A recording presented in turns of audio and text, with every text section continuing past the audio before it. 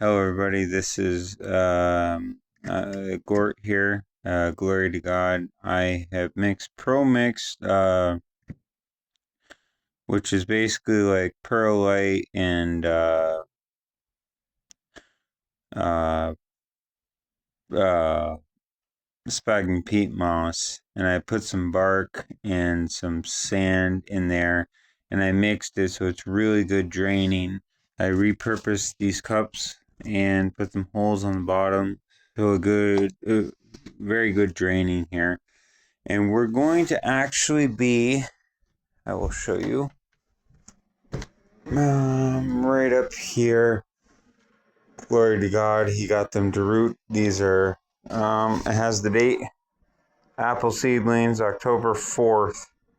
They were in a cold stratification for at least 2 months, and then October, November, at least a month and a half, and then I took them out for about 2 weeks into the warm temperature, and they rooted quite nicely, vigorous roots. So we're going to put them into these containers. I just wanted to show you the process.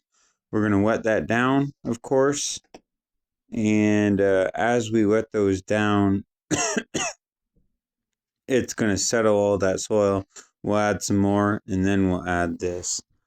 So I'm going to go ahead and show you how to do this. It's a really simple process. So again, you got the holes on the bottom. We pre-punch. I kept these, got them at a restaurant. So this way, here we go. Just another little tip I thought I would show with everybody. So we're going to go ahead and just let them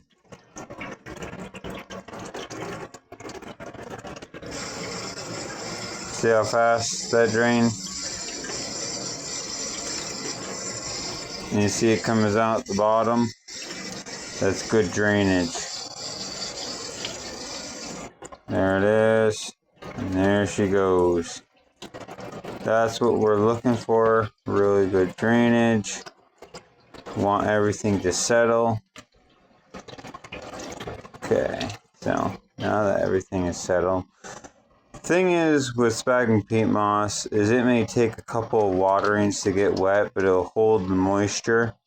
Coco coir, it takes a lot, but then once it's wet, it's good. See, once it's good, but it's draining really well. I'm more concerned about drainage than I am about full wetness. So once we're at this stage, I'm going to flip the cam here. Okay. Yeah, once I figure out how to flip the camera. Okay. Not sure how to. No. Not sure how to flip the camera here.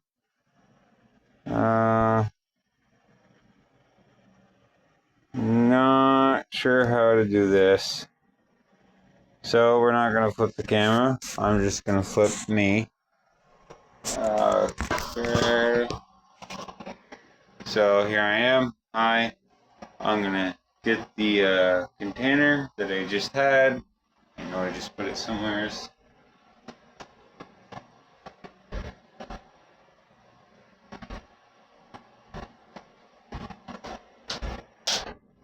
So here it is. Here's the container.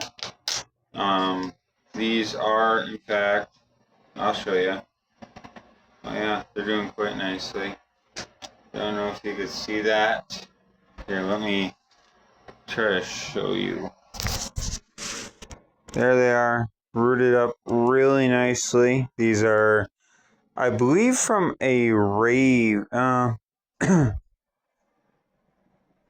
No, not a rave apple. Macintosh or a rave, which is a variant of a Macintosh. So they won't be anything in particular. They're just going to be apple, probably rootstock or atypical rootstock. And I pre-watered. So now it's just a matter of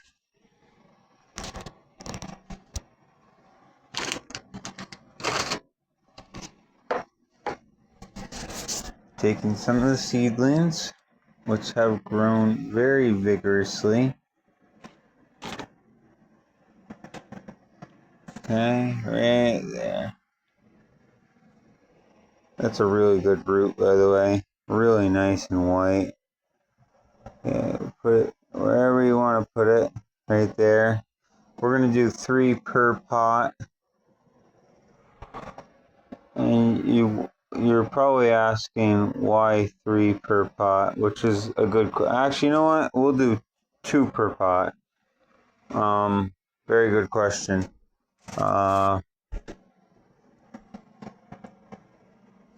You see, look at that. See how fast it drained out throughout that whole thing? So now we're going to add a little bit more on top. I didn't mean for this video to be this long, but this is a good way to get atypical rootstock without the kitten doing that. No. No. Nope. He's really persistent on trying to. Okay, so there it is, and then we're gonna just water it one more time.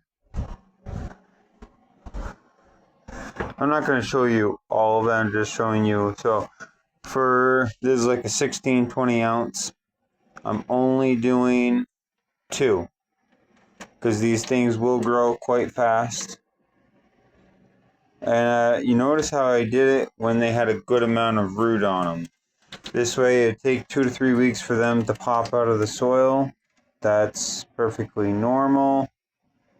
Notice how I'm getting them like that. Again, it takes a lot. This Pro Mix, like, you really, here, there, now you can see. So again, I put a good amount of soil on top of them, probably that much. They need to break through the soil themselves. Don't help them out. Let them break through. Let them find their way. Because if they can't break through that soil, they're no good. They need to break through the soil themselves. Trying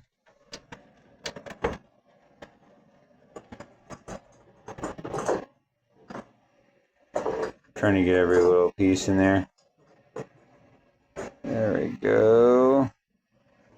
And then you kind of, but you see how it's not fully. So again, they need to break through the soil. So let it compact. Make sure it's good on top.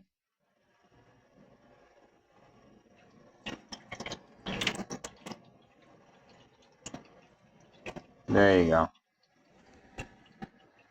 Draining well. That's what you want. There you go. Okay. So we got 2 in there. 16, 20 ounces. And again, it's settling. But that will be enough room for those 2 to grow with roots until the spring in this cup. Enough nutrients. And if you need more nutrients, I am working, if the Lord allows, on this nutrient fillant, which should be good for seedlings. It's a slow release. It's not a fast release by any means. But this you could either tea or put on directly to the soil. It's not harmful. It would add calcium, phosphorus. There's organic matter in there, so you're looking, and there's some nitrogen starter. All natural again. Stuff around the house. So again, I'm working on this. It's not a secret recipe by any means. It's just something to help with the indoor plants. But these will not be indoor plants. These seedlings will have a purpose. Either I'm going to use them for rootstock or just foliage, and then rootstock. Everything has a purpose. So we're just going to let it drain overnight in the corner right there. And we got the other one. We're going to do 2 more. But we got a lot more than 2. You see right here, we have enough rootstock to do 4, 5, 6, 8 trees. If each one takes correctly. Just while you're working on them, keep them moist. Don't let them dry out. Their roots, obviously. So that's the process that we go into with this stuff. Hi, Gort here. Glory to God, though. So again, this is a new type of soil I'm trying. It drains very well. It does take a couple of waterings. These are repurposed cups with holes on the bottom. And this is how I am starting how God is allowing me to start the apple seedlings. These are atypical rootstocks, which means they're most likely going to be a standard size apple, which is anywhere from 35 plus feet tall. So they could be shorter, they could be semi-dwarf. It's very hard to tell. Again, there's a lot of genes in these apples right here. All apples have a lot of cross-pollination going on, but I specifically am going to use them for rootstock, either for myself, family, friends. It's a good way to propagate rootstock by seed propagation, actually. You got seed propagation, cutting propagation, and grafting, which is 3 different forms of propagation. This is one.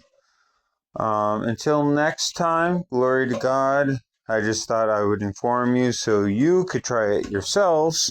But again, that is a pro mix, which there is sphagnum peat moss. There is perlite, which is volcanic rock heated up to at least 1500 degrees Fahrenheit.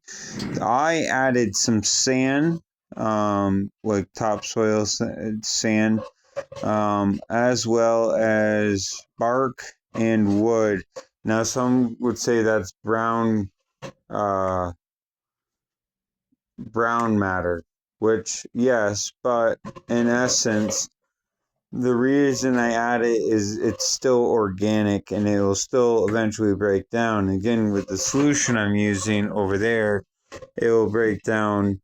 It may take longer, but it will be healthier than using, I would say, a lot of these other fertilizers. So, again, at least I know what's going into my soil. I'm repurposing cups.